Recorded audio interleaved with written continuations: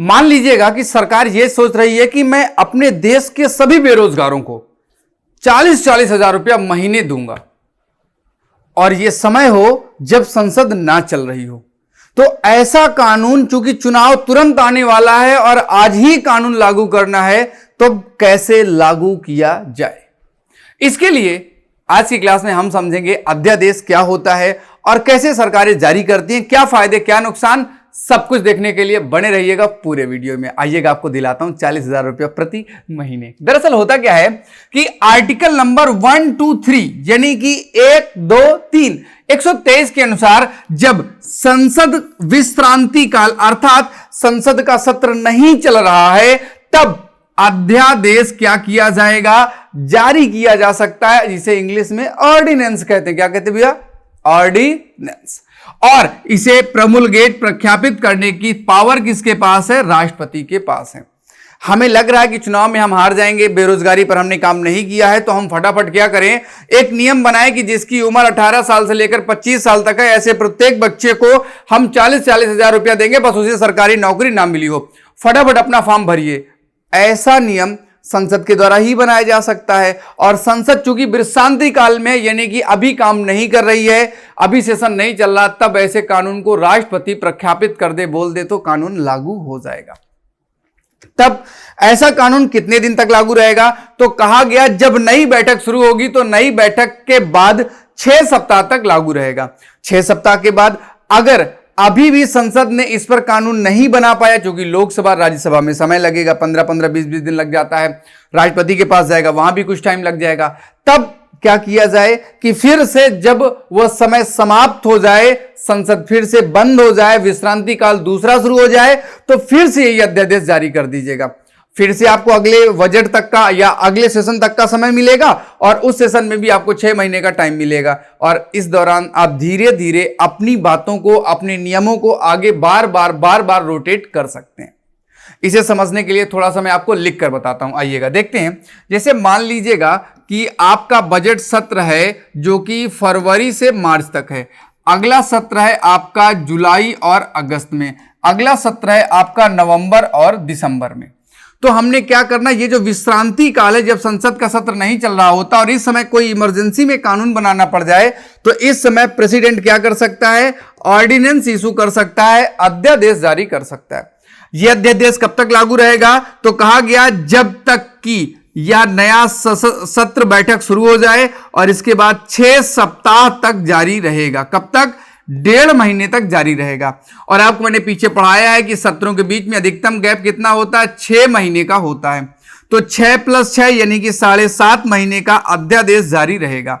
फिर इस समय तक मान लीजिएगा कि ना विधानसभा, आपकी जो विधानमंडल है, जैसे आपका लोकसभा और राज्यसभा, इसको पास नहीं कर पाया, और फिर से विश्रांति काल शुरू हो गया, संसद का सत्र नहीं चल रहा, तो इसी अध्यादेश को दोबारा जारी किया जाएगा। फिर से 7.5 महीने तक का टाइम मिल जाएगा। हो सकता है सत्र जल्दी शुरू हो जाए तो 3 ही महीने अध्यादेश चालू रहा हो, और फिर से बैठक होगी, फिर से 6 सप्ताह का टाइम, फिर से ये रेगुलर, ऐसे करके एक एक कानून 10-10 साल तक अध्यादेश के रूप में चलते रह जाते हैं।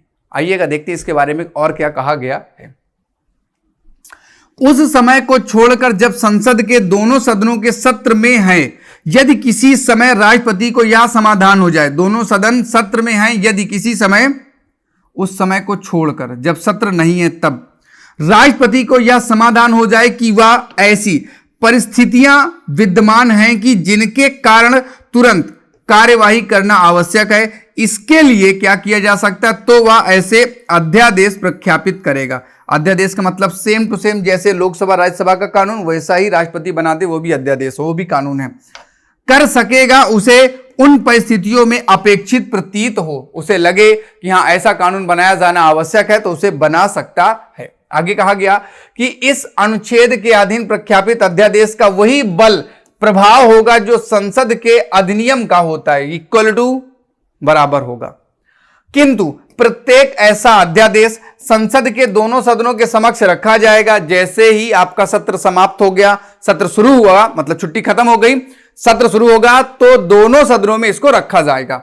संसद के पुनः समावेत होने से 6 सप्ताह की समाप्ति पर यदि उस अवधि की समाप्ति से पहले दोनों सदन उसके अनुमोदन का संकल्प पारित कर देते हैं, तो इनमें से दूसरे संकल्प के पारित होने के प्रवर्तन में नहीं रहेगा। जैसे मान लीजिएगा एक सदन ने पास कर दिया, दूसरे सदन में चला गया, तो अभी ठीक है, अब आपका अध्यादेश का काम धीरे धीरे समाप्त हो जाएगा जब तक कि दोनों सदन से पास नहीं हो जाता।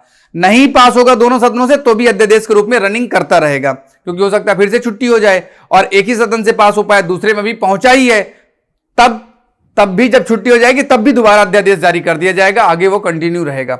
और राष्ट्रपति द्वारा किसी भी समय वापस लिया जा सकेगा। बीच में अगर लगता है कि चलो भाई अब अध्यादेश कानून बन गया है तो भी बीच में ले सकते हैं, या बीच में जरूरत पड़ जाए कि नहीं अब अध्यादेश के इस कानून की कोई जरूरत नहीं है, जब थी तब था, तो बीच में भी कभी भी वापस लिया जा सकता है। जहां संसद के सदन भिन्न भिन्न तारीखों को पुनः समावेत होने के लिए आहूत किए जाते हैं, वहां इस खंड के प्रयोजन के लिए 6 सप्ताह की अवधि की गणना उन तारीख में पश्चात तारीख से की जाएगी। जहां पे रियल में सेशन चालू होगा उसके बाद 6 सप्ताह का टाइम दिया जाएगा, 6 महीने वाला काउंट नहीं होगा। मैंने बस आपको यह बताया कि मैक्सिमम कितने दिन हो सकता है, तो एक सत्र से दूसरे सत्र के बीच का गैप है 6 महीने, और जब सदन शुरू होगा तब 6 सप्ताह मिलेगा, तो मैक्सिमम 7.5 महीने का एक बार में मिलेगा। इसके बाद फिर से जारी किया जा सकता है। यदि जहां तक अनुच्छेद के अधीन अध्यादेश कोई ऐसे उपबंध करता है, इस अधिनियम करने के लिए संसद इस संविधान के अधीन सक्षम नहीं है, तो वह वहां तक अध्यादेश शून्य होगा। अर्थात राज्य सूची के विषय पर अध्यादेश जारी नहीं होगा। केवल और केवल किस पर जारी होगा अध्यादेश? केवल और केवल जारी होगा आपका केंद्र सूची में, और जारी होगा राज्य सूची पर नहीं, समवर्ती सूची पर, 2 सूचियों पर केंद्र सरकार। संविधान के 38वें संशोधन अधिनियम 1975 की धारा 2 के द्वारा अंतः स्थापित किया गया है। 44वां संशोधन के द्वारा भी कुछ चीजें जोड़ी गई हैं, कुछ हटाया गया, कुछ जोड़ा गया। अध्यादेश याद रखेंगे, आर्टिकल नंबर 123 जो कि आज आप पढ़ रहे हो, 2 सूचियों में जारी किया जाता है, राष्ट्रपति द्वारा केंद्र सूची और समवर्ती सूची में जारी किया जाता है। मैक्सिमम टाइम 7.5 महीने का होता है। इतना ही है इस आर्टिकल में, और फिर से मिलेंगे। Article number 1 to 4 supreme court की बात करेंगे। ये वीडियो अच्छा लगा है तो प्लीज लाइक करें, और नए जुड़े हैं चैनल में तो सब्सक्राइब जरूर कीजिएगा ताकि आपको रेगुलर पूरी क्लासेस मिलती रहें। रात को 9:30 बजे भी मैं लाइव आता हूं, वहां पर लाइव जरूर जुड़िएगा मेरे साथ, और हम डेली 100 क्वेश्चंस करते हैं, उसका भी फायदा लीजिएगा। हिमांशु यादव को आज के लिए दीजिएगा tata bye, take care, sweet dream, have